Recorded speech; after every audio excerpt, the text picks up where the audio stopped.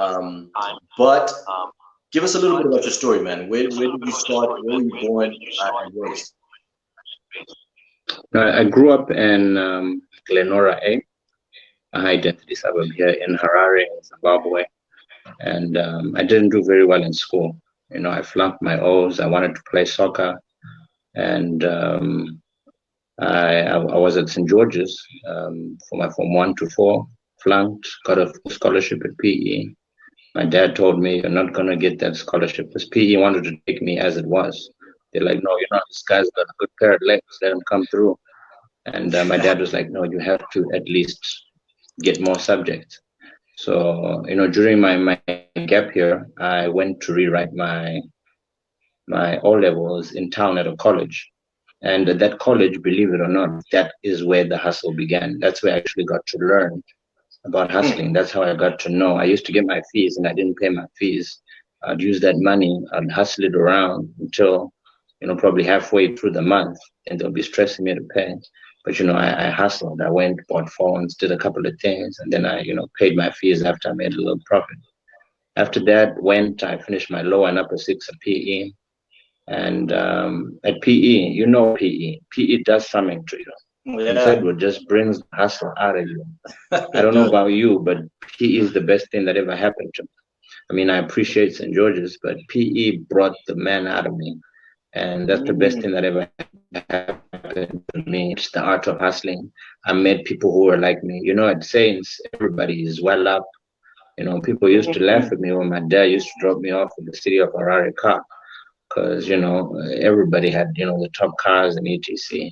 When I used to tell my friends I stayed in Glenora, they used to think I stayed in Glenlawn. And they always were like, "When are we coming to your house to sleep over?" People didn't understand. We got a 2-bedroom crib. Oh, We wow. ain't got Wow. space. I actually sleep in the lounge. So that's my story growing up. And I worked in various sectors. Zemex Mall, sold cars, houses, paint, a lot of things, until finally I found my love for air conditioning, which is what I'm doing now. Really? I didn't know you were still. So, where did you work before that? You were saying you worked selling cars and houses. Right. So my very first job, when I finished my A levels, I got 3 points on A level. I never went to university. To all those people who think George billionaires got some degree or something, I never went to Yeah. university. All I have, my last certificate, is my A level certificate. Hmm. And my first job was at an internet cafe at Eastgate, where I used to help people to use the internet. Back then, that's when Hmm. internet cafes were the in thing. So I used to help people. I used to burn CDs for people. And my second job was working at Wallace Boutique. It was a clothing shop in town. Then I worked at Zimex Mall, a shop called the Candy Shop. Then I hustled at Zimex. I sold phones. And I worked at Belgravia Service Center. And I worked at the paint people. Then I worked at a former air conditioning company. And all of these places and I was an amazing salesperson. So I was always good at selling. So basically, that's my story of, I was so great. I was very competitive. I always wanted to be the best salesman in whatever industry I was in. And surprisingly enough, I was.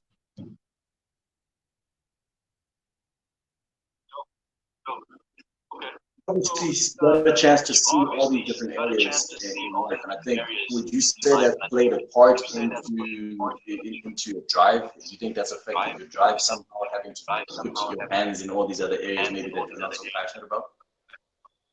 One thing for me, when I look back at my life, from even when I lost my mom in the Facebook feed went off. When I lost my mom, you want me to carry on? Sure. When I lost in 2004, and I had to, one of the things my mom wanted was just a cell phone, which is why I really, if you see how crazy I am about making memories, it's because I lost my mom. When you lose somebody who you love, you actually start realizing that tomorrow is not yours. So when I look back at me failing my O levels, at me working at those various places that I worked at, all of that was a setup preparing me for where I am today. And there are times where you actually don't realize it. But if I was to rewrite my script, I would never rewrite it, because everything that I went through, painful, being, I used to be fired at places I used to work at because people told me, slow down on your marketing stunts. This is not your company. You're just a salesman. Stop trying to tell us what to do. Because there was always something in me which wanted to go the extra mile. I'd work late, I'd come to work earlier. But all of that made me become this person that I am. So all that rejection, all that, people mocking me, people saying this, that, being released Yeah. from work, all of Yeah. that helped me become this guy that I am today. Wow. So you always had drive, marketing, and trying all these new things. You sort of were always. I mean, would you call yourself a cutting edge kind of person, even those jobs? I've always, for me, I think, when you grow up, especially from where I grew up, remember, I didn't have, I had to put up a front like I was okay. When I went to the private schools, I had to act the part. Yeah. And I used to remember going to my friends' houses. And when you go to your friends' houses and you see, and you're like, wait, this is your bedroom? Mm, This is like nearly the size of our crib. Like, mm, wow, dude, like, is this what you eat? Most of the time we'd probably eat that course meal or salad and stuff on Christmas. All that exposure made me see the other side of life. I was like, hey, yeah. I wanna have that. So exposure. I believe an exposed person is the most dangerous person. Yeah.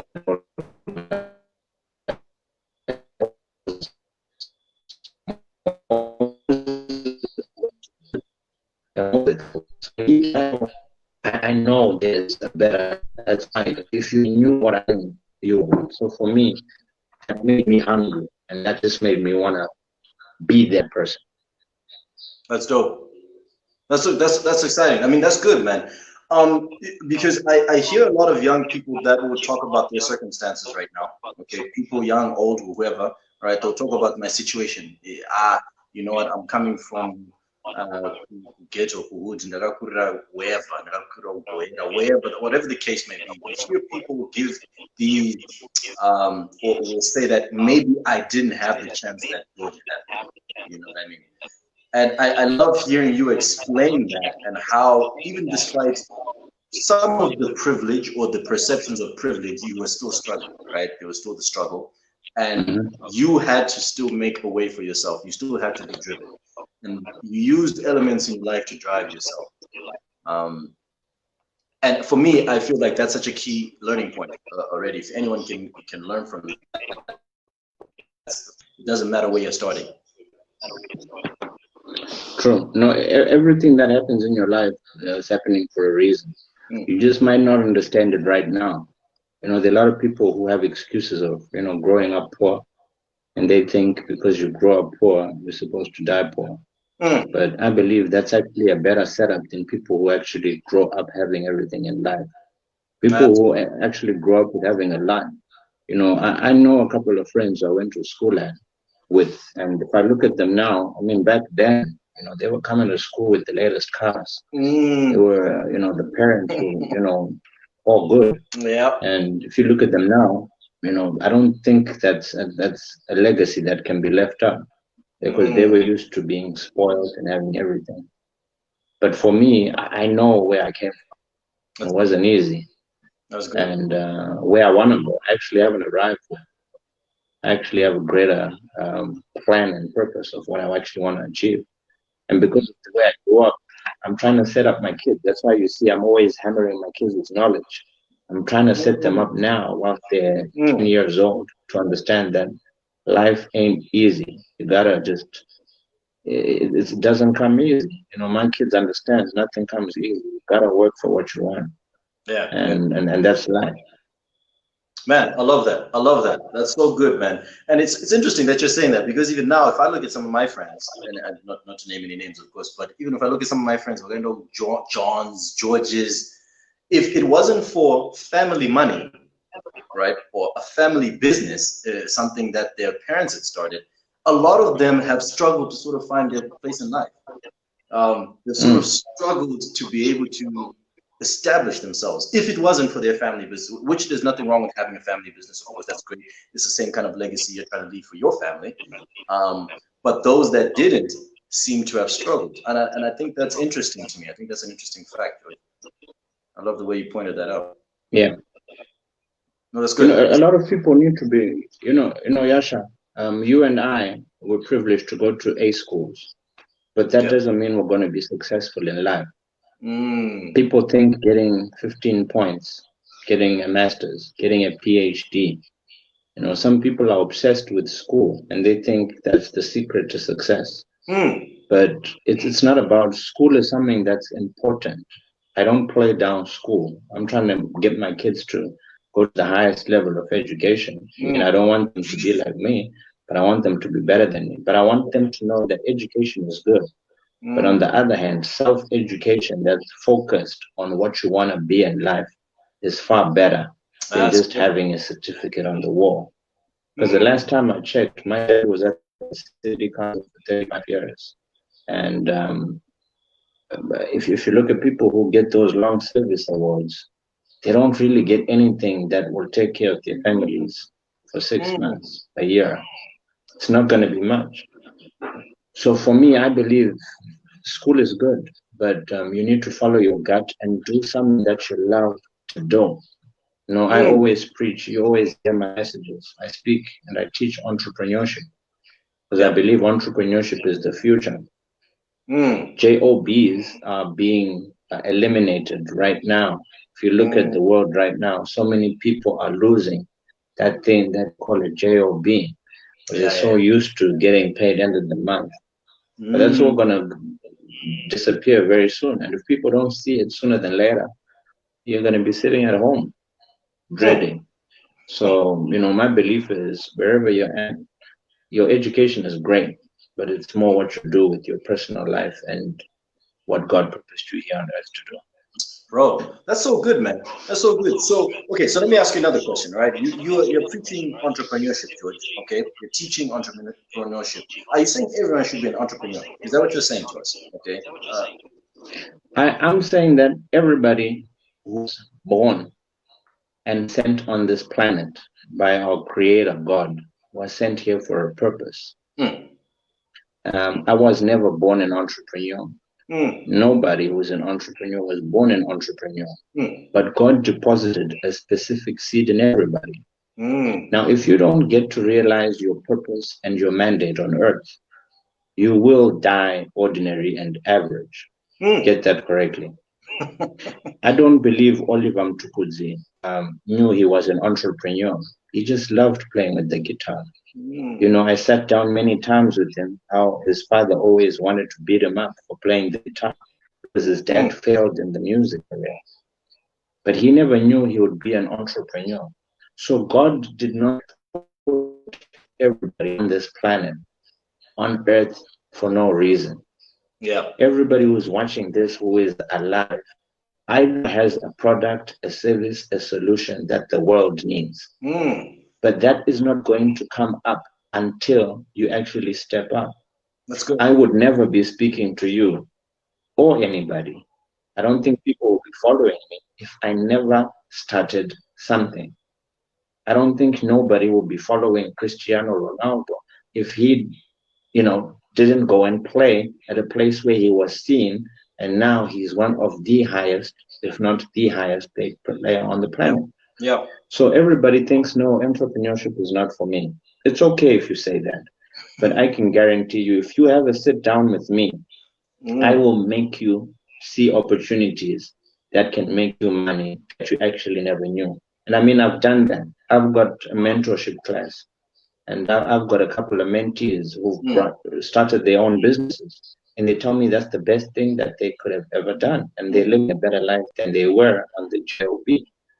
So, to people who say entrepreneurship is not for you, that's okay. You just want to live average, day to day, month to month, waiting for that one paycheck to take care of your bills. But guess what? It's not going to be for long. The time is coming, and you're going to remember this video, and you're going to be thinking, gosh, I should have started when I started. No, that's good, man. I like that, man. Yeah, you said not everyone is born an entrepreneur. I love that, and Mm, that makes so much sense, right? You don't just wake up and you did that business, man. All right. You- true so that. that's good. I love that. I love that. So much wisdom in that. But okay, so I saw a video you did today. You're talking about starting, all right? Uh, or was it today? I don't know if it was today. I think it was maybe I saw it today. I don't know if you posted it today. But what do you Yeah. see about someone who is trying to start a business, right? It's let's be honest, George. Economy is not easy right now. Okay, we're in Corona, we're in lockdown. The economy is not easy. What do you say to someone who's trying to start a business? I would say to that person, the greatest secret of getting ahead is getting started. Hmm. Now there's Corona, there's no money, the rate is going up. I don't have this, that, and the other. But the person who does what other people ain't doing will get what other people are not doing. Get that correctly. If you do what other Say that people one more don't time. do, One more time. One more you'll time. get what other people don't get. So if Mm. your greatest hindrance in starting is your excuse, you're gonna remain that person who is always following other successful people, and you're wondering, what are they doing, even though it's Corona? There's so many opportunities right now, even for myself. I've Mm. started so many different businesses, not Mm. businesses, but I've started a couple of things during this time. Yeah. Because what happens in life, understand it, there are people who are milking millions right now because they can take opportunities and use them. Yeah. But if your excuse is I don't have capital, I don't have the resources, I'm too Mm. young, I'm too this, you're Mm. never going to make it in life. Because if Mm. you want to start a business, I love that. That means you're a risk taker. But you Mm. have to do more than that. Because that same idea that you have that you're not implementing, guess what? A month down the line, because you sat on it, it doesn't mean somebody else is not going to do it. Somebody That's else correct. is going to start it. And guess what? They're going to do it better. And you're like, gosh, I wanted to do that. But then guess what? Mm. It's already gone. To use first. If you get it first and you make the most of it, I mean, like, imagine the people who started making face masks when Corona started. I mean, Mm. they saw it and they saw that, wait a minute, this thing is going to last for a minute. Yeah. Let's take advantage of this and make some cheddar off it. Yep. Yep. You know, I mean, look at the guy, the Zoom guy. I mean, Mm. he's made billions because he had a vision. Even though it wasn't making any money before this outbreak, he was prepared. So when it Mm. came, his app was there. And guess what? Now he's sitting pretty. So for everybody who's making excuses about not starting, Mm. failing to plan is planning to fail. Trying to fail. I love So, that. if I were I'm you, not with you. I'll get started. Mm. I love that. I love that, man. Your statement here. In order to have what people don't have, you have to do what most people won't do. That's so good. That's so good, Mm. man. Um, okay, right. So you start this business. Um, when you initially started, did you really think it was going to be where it is now? Did you have a vision? Let's be honest, George. Let's be honest, okay? Please don't lie to us here. Did you see it being as big as it is? One thing about me, I think for all those who grew up with me, Yasha, even if I'm to play sport with you, my man, I'm somebody who's super confident. Yeah, yeah. And how I actually got my very first order, it had confidence written all over it. Mm, My very first order I got, I was asked, why should we give you the job? And at that time, let me tell you something. I had nothing. I had no ladder, no tool, no drill. If you understand being a PE boy, you mm. have that in you, that confidence. And one Yeah. thing they asked me, why should we give it to you? And I said, Pro Air is the top leading air conditioning company in the country. At the Right. time. This is when I had nothing. And a lot of people would laugh at it. I mean, every time I say it now, um, when I said it then, people would laugh at the story. But if Yeah. you look at us now, and what we've amassed. There's nothing that I mean, if you come into my office, Yasha, you'll see a couple of awards. There's nothing that I've said. See, there's something powerful about what you say and believe. That's good. I mean, the word of God says, according to your faith, it is done to you. There's nothing that you speak with your mouth that does not bring forth the results.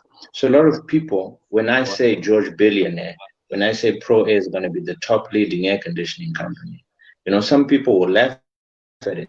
Something about having a little bit of faith. You know, the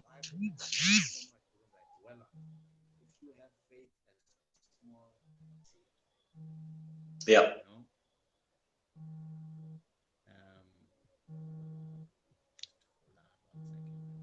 Sure. Wow, good stuff. Yeah. So, you know, for me, it's about speaking. And I'm not lying to you not. I always believe. At that time, when I got my very first job, I got home. I had never, you know, the first salary the first job I got was equivalent to 5 years salary had I remained on a job. So the very first job that I got, about a month after I resigned, was equivalent to 5 years my salary had I kept on working. So, you know, get that correctly. I used to earn $300 times 12 times 5 is the very first profit I made on my first job. And I know that story is not going to be the same. Sure. I was able to my ladders, a lot of equipment, etc. So there's something about starting that when you believe and you have faith, you know, I believe so much. I mean, if you look at my branding, I always love Proverbs 3 verse 5. It talks about trusting God. And as soon as you start something and you trust God will give you according to what you believe. So God made sure that He gives you vision.